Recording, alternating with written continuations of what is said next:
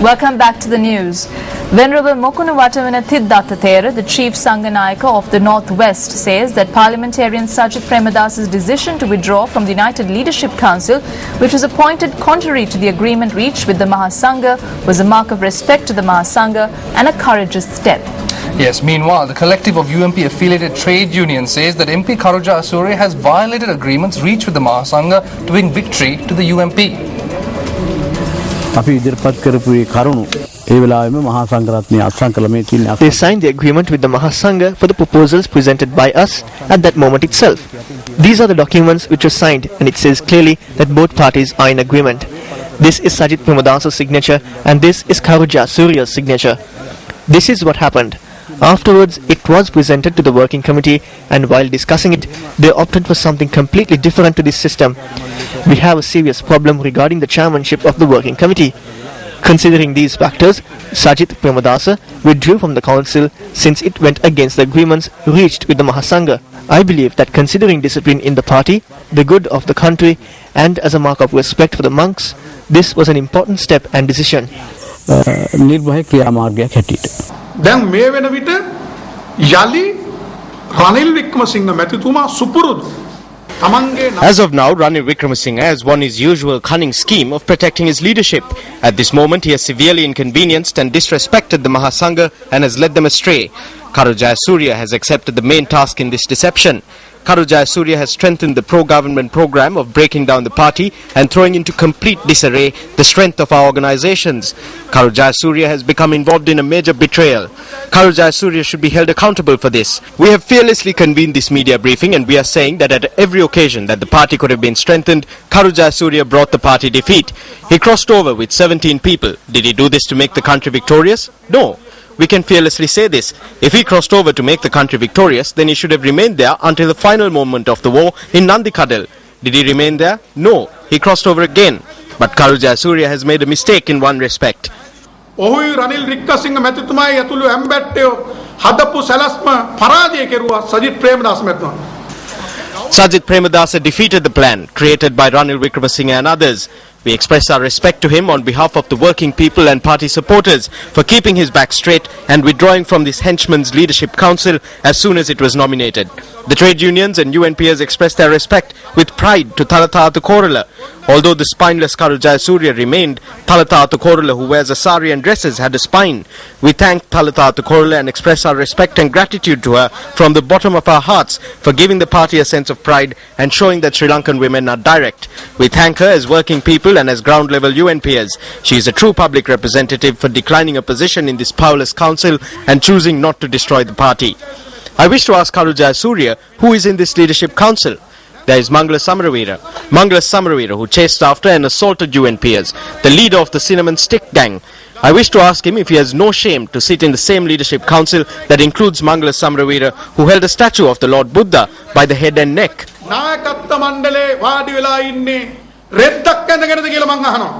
If you have any power, if you are saying that it is not Ranil Wickremesinghe's leadership council and your leadership council that is steering the party, then I challenge you to remove Mangala Samaravira.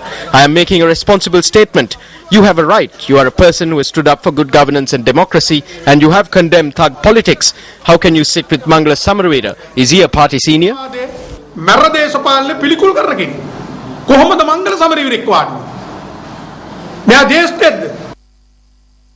Chairperson of the United Leadership Council of the United National Party, MP Karuja Asurya, called on the chief prelates of the Malwathu and Askari chapters today. The group, including MP Karuja Asurya, first called on the chief prelate of the Malwathu chapter of the Siam sect, Most Venerable Tibbatuawe Sri Sumangala Thera. Later, the group met with the chief prelate of the Askari chapter of the Siam sect, Most Venerable Udugama Sri Buddharakita Thera. Askari Malwathu Manaipan Wansi Behdakimet Feminiya. I came to visit the chief prelates of the Askari and Malwathu chapters. We explained certain facts in this matter to the chief prelates of the Malwathu and Askari chapters.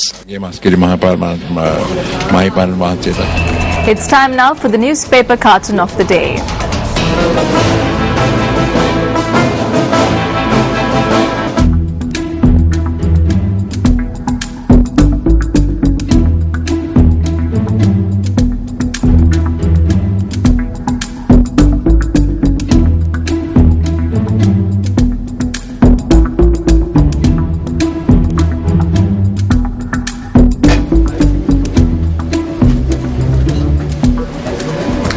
separate media briefing convened today, the Frontline Socialist Party and the National Freedom Front commented on the United National Party.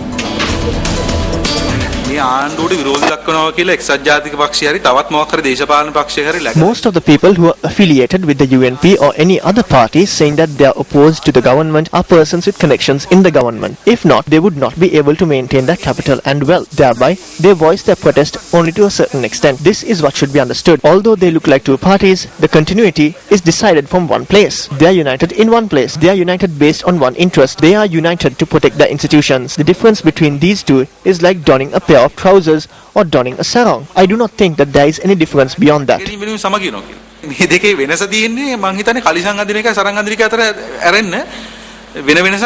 එක්සත් ජාතික පක්ෂය පරාජය වෙන්නේ ඇයි? එක්සත් ජාතික පක්ෂයේ පරාජයට හේතුව මොකක්ද? Why is the UNP being defeated? What is the reason for the defeat of the UNP? No one is talking about that today. 2005 and in 2010, the people of this country defeated the UNP. They did so because of the wrong policies of the UNP and the anti-country political program of the UNP, and also because the UNP, which came into power in 2001, used that power to nourish the secessionism of the LTTE organization. If not, a government that came into power after 8 years could not have been toppled in two. If the UNP expects victory, it should learn from Mahinda Rajapaksa. අවුරුදු 18කට විතර පස්සේ බලයක් ගත්ත ආණ්ඩුවක් අවුරුදු දෙකකින් වැටෙන්නේ නැහැ. එසා එක්සත් ජාතික පක්ෂය ජයග්‍රහණය අපේක්ෂා කරනවා නම් පාඩම් ඉගෙන ගත යුත්තේ Mahinda Rajapaksa. A discussion to inform the public on the Mathura Hakmana Road expansion project parallel to the Mathura Urban Development Scheme was held today. Yes, the discussion was held on the auspices of the Minister of Youth Affairs and Skills Development, Dallas Allah Parama, and the Deputy Minister of Postal Services, Sanat Jasuria.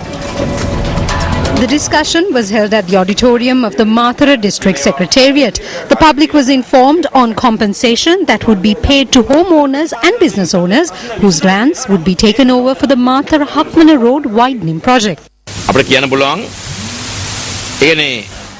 At present, what we can tell you is that compensation will be paid as per the current market value.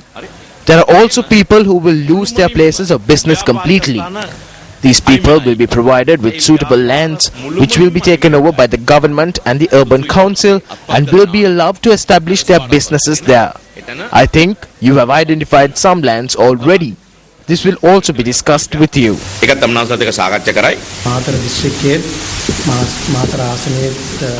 When looking at development in the Mathura district and the Mathura electorate, it is evident that we are seeing development here like never before. As a government, our district leader, and I, as the electorate organizer, will do our utmost on behalf of the government for the welfare of the people. General Secretary of the Citizens Front, MP J. Sri Ranga, says that the government must intervene immediately to resolve the problems that have arisen between Sri Lankan and Indian fishermen. The MP expressed this view in Parliament yesterday during the debate on the Fisheries and Aquatic Resources Amendment Bill. இன்று வடக்கில் இருக்கின்ற மீனவர்களுக்கும் அதாவது இந்தியாவிலிருந்து வருகின்ற மீனவர்களுக்கும் இடையிலே A grave conflict has arisen between fishermen in the north and fishermen from India. However, there are good relations between the central government of India and the central government of Sri Lanka. Today, high security zones have been created in areas like Sampur and have been handed over to India. We must talk to the Indian government regarding this and resolve this problem. Why are we not speaking about this problem? The fisheries problem must be resolved. மீனவரின் பிரச்சனைகள் இந்த நாடுகளின் இடையிலே தீர்க்கப்பட வேண்டிய ஒரு பிரச்சனையாக காணப்படுகிறது. Now, a special event was organized in Colombo yesterday under the auspices of the Deputy Minister of Investment Promotion, Faiza Mustafa, to usher in the new year on the Islamic lunar calendar. The event was jointly organized by the Department of Muslim Affairs and the Ahadiyya Madrasa in Burala. Prizes were presented at this event to the winners of competitions that had been organized for the children of the madrasa. I wish to ask the parents here that they ensure that our Muslim women receive an education. Do not prevent this. Allah has not said that women should not be educated. Madrasa education is necessary today. When you look at my electorate of Central Colombo, it is evident that Colombo is the city with the most drug abuse and social vices. The only way in which we can distance ourselves from this is by giving our children learning and religion. Now moving into some business news, the Minister Nimal Siripala De Silva says that the government and the private sector have a responsibility to bridge the income gap. The minister made this statement at an event held in Colombo yesterday. The Business Today Awards ceremony, which recognizes the top 25 enterprises registered with the Colombo Stock Exchange, took place last evening. Minister of Irrigations and Water Resource Management Nimal Siripala De Silva was the chief guest at the event, while opposition leader Ranil Wickremesinghe was the guest of honor. The group, including diplomats, politicians as well as representatives from the business community, were present at the event. In the year 2003, Sri Lanka's debt to GDP ratio, which is the equivalent of your debt to your income, was as high as 105%. In the year 2005, it had come down to 91%. Over the last 8 years, notwithstanding all the public investment that you have seen, which you travel on, with which you get your electricity, you should understand that the debt to GDP ratio has come down to 78%. So something has been done in order to make the country a lot more feasible and a lot more viable. And that is important for us to recognize. The private sector has done very well in certain areas. But in the area of social responsibility, have you done enough for the people of this country? The 20% of the cream of the society, the wealthiest persons, probably including most of you all here, consume 4,200 billion a year last year. 20% the poor people had consumed only 312 billion. So you see the disparity. This is where the social unrest will occur. The war is over. Terrorism is over.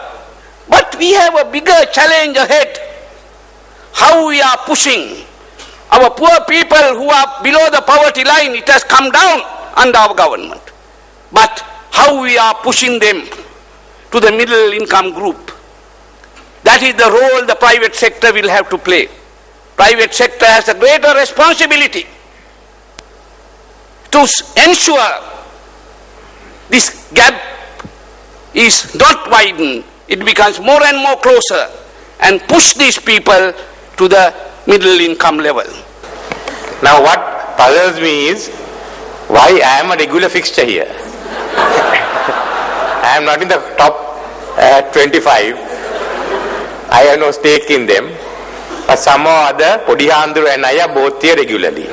Both from the Gangarama, one representing the Sangha and the other representing the laity. So I thought I am invited here as the only discordant voice. But I must say, the leader of the house also joined me.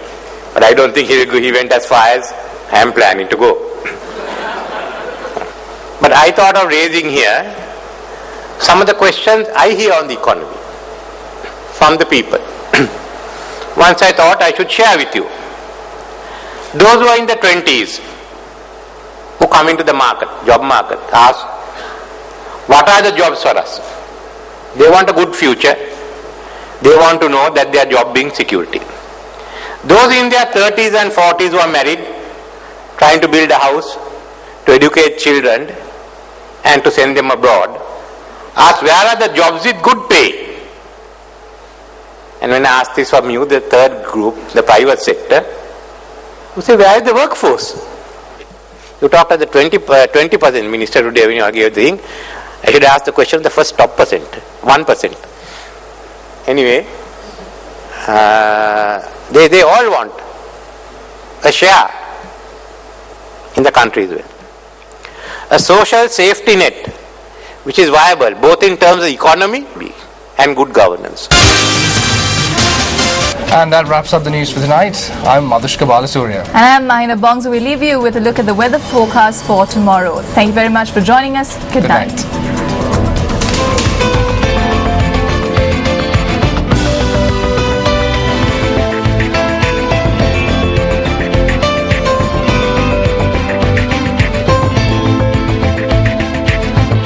Hotline 0114-896-896. www.newsfirst.lk.